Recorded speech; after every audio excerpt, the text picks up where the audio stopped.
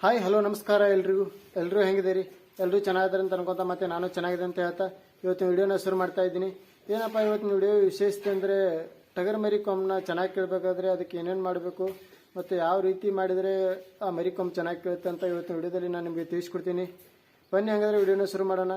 ಇದಕ್ಕೂ ಮುನ್ನ ಯಾರಾದರೂ ಹೊಸವಾಗಿ ನಮ್ಮ ಚಾನಲ್ನ ನೋಡ್ತಾ ಇದ್ದರೆ ಲೈಕ್ ಮಾಡಿ, ಶೇರ್ ಮಾಡಿ, ಸಬ್ಸ್ಕ್ರೈಬ್ ಮಾಡಿ ಅಂತ ಹೇಳ್ತಾ ಇವತ್ತಿನ ವಿಡಿಯೋನ ಶುರು ಮಾಡ್ತಾ ಇದ್ದೀನಿ. ಬನ್ನಿ ಹಾಗಾದರೆ ಏನೇನು ಮಾಡ್ಬೇಕಂತ ನೋಡೋಣ.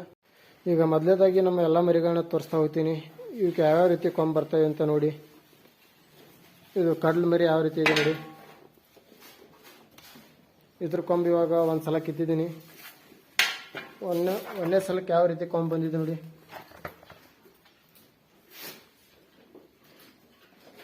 ಸೈಜ್ನಲ್ಲಿ ಕೂಡ ಅದೇ ರೀತಿ ಇದೆ. ಇದು ಕಡ್ಲು ಮರಿ ಯಾವ ರೀತಿ ಸೈಜ್ ಇದೆ ನೋಡಿ. ಮತ್ತು ಅದ್ರ ಕೊಂಬ್ ಯಾವ ರೀತಿ ಇದೆ ನೋಡಿ. ಒಂದೇ ಸಲಕ್ಕೆ ಯಾವ ರೀತಿ ದಪ್ಪ ಕೊಂಬ್ ಬರ್ತಾ ಇದೆ ನೋಡಿ. ಮತ್ತೊಂದು ಮರಿ ಇದು ಬಲ್ ಮರಿ. ಇದು ಇದ್ರ ಸೈಜ್ ನೋಡಿ ಯಾವ ರೀತಿ ಇದೆ ನೋಡಿ. ಇದು ಸ್ವಲ್ಪ ಆ ಮರಿಗಳಕ್ಕಿಂತ ಸ್ವಲ್ಪ ಗಿಡ್ಡಿದೆ. ಮತ್ತು ಇದ್ರ ಕೊಂಬ್ ಕೂಡ ಯಾವ ರೀತಿ ಬರ್ತಾ ಇದೆ ನೋಡಿ. ಒಂದೊಂದು ಸಲ ಅದನ್ನು ಮತ್ತು ಇದನ್ನು ಒಂದೊಂದು ಸಲ ಇವಾಗ ಕಿತ್ತಿದ್ದೀನಿ ಕೊಂಬು. ನಮ್ಮ ಮತ್ತೊಂದು ಜಾಲ್ ಮರಿ ಕೊಂಬು ಇವಾಗ 2ನೇ ಸಲ ಕೊಂಬು ಕೇಳಕ್ಕೆ ಬಂದಿದ್ದೆ. ನಾನು ನಿಮಗೆ ಇದನ್ನೇ ತೋರಿಸ್ತೀನಿ ಯಾವ ರೀತಿ ಮಾಡಿದರೆ ಕೊಂಬು ಚೆನ್ನಾಗಿ ಕೇಳ್ತೈತೆ ಅಂತ. ಇದ್ರ ಕೊಂಬು ನೋಡಿ. ಈಗ ಒಂದು ಸಲ ಕೊಂಬು ಕಿತ್ತಿದ್ದೀನಿ. ಇದನ್ನ ಇನ್ನು 2ನೇ ಸಲ ಕೊಂಬು ಕೇಳಬೇಕು. ಯಾವ ರೀತಿ ಇದ್ರ ಕೊಂಬು ಬಂದಿದೆ ನೋಡಿ.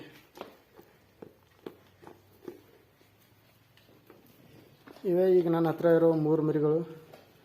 ಇದೊಂದು ಜಾಲ್ ಮರಿ, ಅದೊಂದು ಬಲ್ ಮರಿ, ಮತ್ತು ಅದಕ್ಕೊಂದು ಕಡ್ಲು ಮರಿ. ಇವಾಗ ನನ್ನ ಹತ್ರ ಇವು 3 ಮರಿ ಇವೆ. 3 ಪೈಟ್ರ್ ಮರಿನೇ.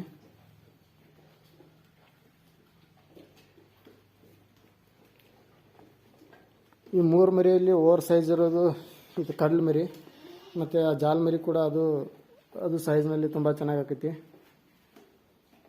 ಮರಿ ಸೈಜ್ ಯಾವ ರೀತಿ ಆಗ್ತಾ ಇದೆ ನೋಡಿ.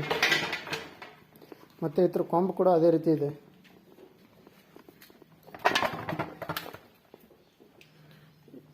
ಇದು ಹನಿಯಲ್ಲಿ ಏರಣಿ ಕೊಂಬು ಬರ್ತವೆ ಇವಕ್ಕೆ. ಮತ್ತು ಒಬ್ಬರು ಅಣ್ಣಾರಿ ಮರಿ ಕೊಡ್ರಿ ಅಂತ ಕೇಳ್ತಾ ಇದ್ರು. ಎಲ್ಲರಿಗೂ ಹೇಳೋದು ಒಂದೇ, ಈಗ ಇದರಲ್ಲಿರೋ 3 ಮರಿನ ಈಗ ಯಾವ ಒಂದು ಮರಿನೂ ಕೂಡ ಕೊಡಲ್ಲ. ಮುಂದೆ ಕೊಡ್ತೀನಿ, ಕೊಡುವಾಗ ಹೇಳ್ತೀನಿ. ಯಾರಿಗಾದರೂ ಬೇಕಾದರೆ ಮುಂದೆ ಕೊಡುವಾಗ ಹೇಳ್ತೀನಿ. ಇವಾಗ ಇವು ಯಾವ ಮರಿ ಮಾರಾಟಕ್ಕಿಲ್ಲ. ಹೀಗಾಗಿ ಒಬ್ರು ಅಣ್ಣಾರು ಹೊಳೆ ಕೇಳ್ತಾಯಿದ್ರು, ಈ ಒಂದು ಕಡ್ಲು ಮರಿ ಕೊಡ್ರಿ ಅಂತ. ನೋಡ್ರಿ ಅಣ್ಣ, ಇವು 3 ಮರಿನ ಇವಾಗ ಮಾರಾಟಕ್ಕಿಲ್ಲ. 3 ಮರಿನ ಮೇಯಿಸ್ತಾ ಇದ್ದೀನಿ. ಮುಂದೆ ಮಾರಾಟಕ್ಕೆ ತೆಗೆದಾಗ ನಾನು ನಿಮಗೆ ಅವಾಗ ಹೇಳ್ತೀನಿ. ಯಾರಿಗಾದರೂ ಬೇಕಾದರೆ ತಗೊಳ್ಳೋರಂತೆ.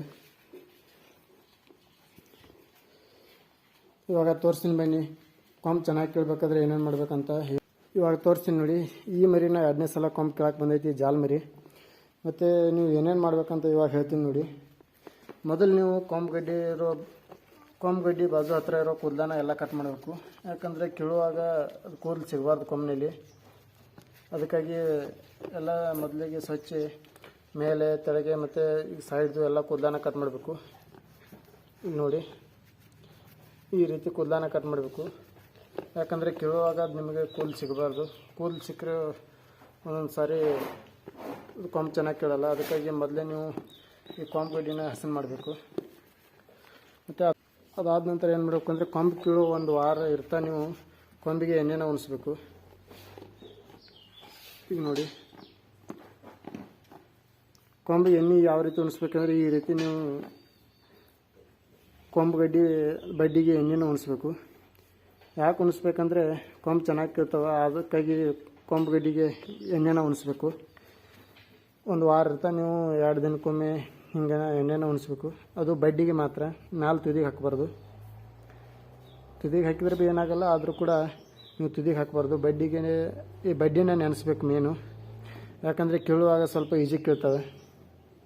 ಕೊಂಬು ಮಿದುವಾಗಿರ್ತೈತಿ, ಹಂಗೆ ಅದಕ್ಕಾಗಿ ಕೊಂಬು ಈಜಿ ಕೇಳ್ತವೆ. ಅದಕ್ಕಾಗಿ ನೀವು ಎಣ್ಣೆನ ಉಣಿಸ್ಬೇಕು ಕೊಂಬಿನ ಗಡ್ಡಿಗೆ.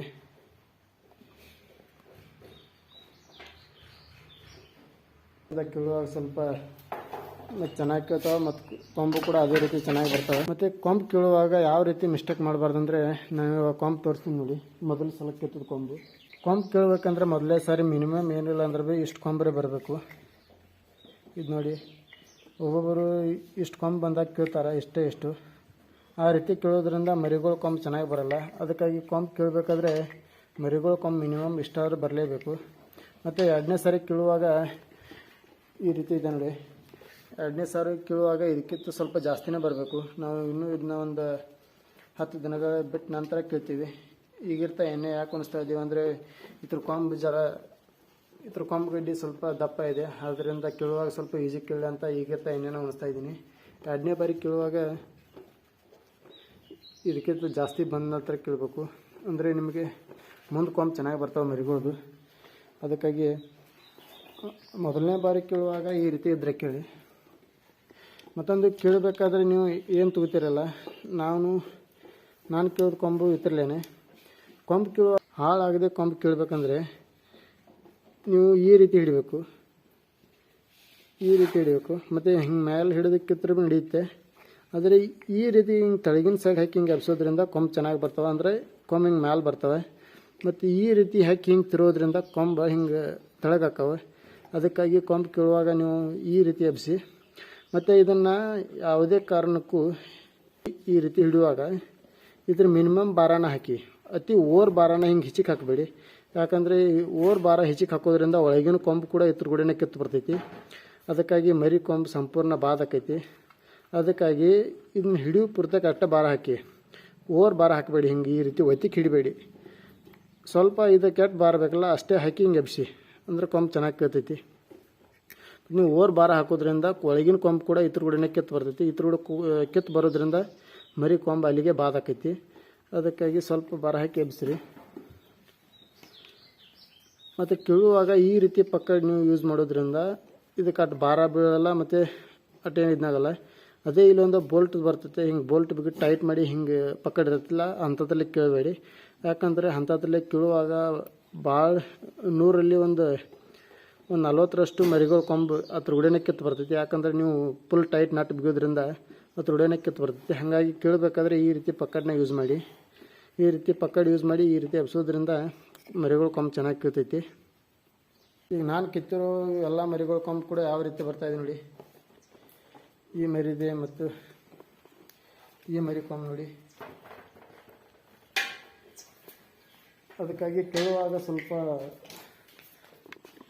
ಕೀಳುವಾಗ ಸರಿಯಾಗಿ ಕಿತ್ತರೆ ಮರಿಗಳು ಕೊಂಬು ಮುಂದೆ ಚೆನ್ನಾಗಿ ಬರ್ತಾವೆ.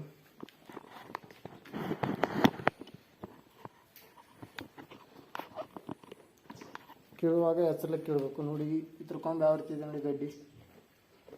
ಇವಾಗ ಒಂದು ಸಲ ಕಿತ್ತಿದ್ದೀನಿ, ಒಂದು ಸಲಕ್ಕೆ ಈ ನಮೂನೆ ಆಗಿದೆ ಕೊಂಬು. ಮತ್ತು ಇವು ಕೊಂಬು ದಪ್ಪ ಬರಬೇಕಾದ್ರೆ ಏನು ಮಾಡಬೇಕಂತ ನಾನು ನಿಮಗೆ ಮುಂದಿನ ವಿಡಿಯೋದಲ್ಲಿ ತಿಳಿಸ್ಕೊಡ್ತೀನಿ. ನಾನು ಎಲ್ಲ ಮರಿಗಳ ಕೊಂಬು ಕೂಡ ಒಂದೇ ರೀತಿ ಇದೆ ನೋಡಿ ದಪ್ಪ.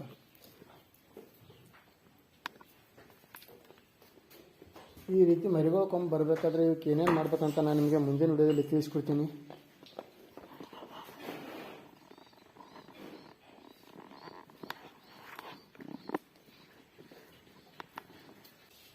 ಇವತ್ತಿನ ವಿಡಿಯೋ ಇಷ್ಟ ಆದರೆ ಲೈಕ್ ಮಾಡಿ ಅಂತ ಹೇಳ್ತಾ ಇವತ್ತಿನ ವಿಡಿಯೋನ ಇಲ್ಲಿಗೆ ಮುಗಿಸ್ತಾ ಇದ್ದೀನಿ. ಇನ್ನೂ ಹೆಚ್ಚಿನ ಟಗರುಗಳ ಬಗ್ಗೆ ಮಾಹಿತಿಗಾಗಿ ನಮ್ಮ ಚಾನಲ್ನ ಸಬ್ಸ್ಕ್ರೈಬ್ ಮಾಡಿ ಅಂತ ಹೇಳ್ತಾ ಇವತ್ತಿನ ವಿಡಿಯೋನ ಇಲ್ಲಿಗೆ ಮುಗಿಸ್ತಾ ಇದ್ದೀನಿ. ಇನ್ನೂ ಹೊಸ ವಿಡಿಯೋದೊಂದಿಗೆ ನಿಮ್ಮೊಂದಿಗೆ ಬರ್ತೀನಿ ಅಂತ ಹೇಳ್ತಾ ಎಲ್ರಿಗೂ ಟಾಟಾ ಬಾಯ್ ಬಾಯ್.